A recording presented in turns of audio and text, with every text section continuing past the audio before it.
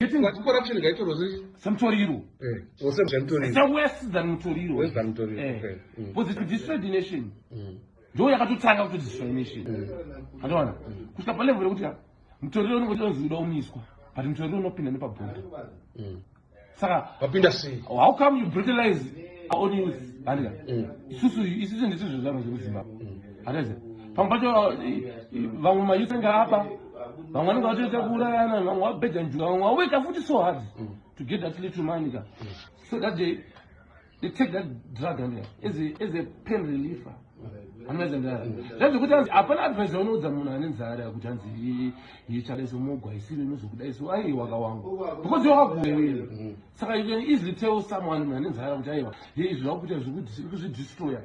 What's your reject? Will you free slab? I don't know. But will you go outside that? Who's on side? But you're all side. Tell one goodies.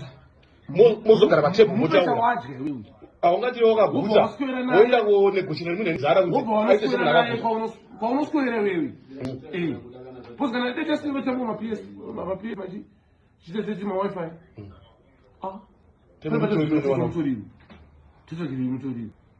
pois apana sasa tese masipa hiyo ende matele nzaje tete nawo haniya vamwe vata give up but isusu tuneta live up pois taka hadilo handikuzoenda Is it what this is going to tell one? No, I don't know.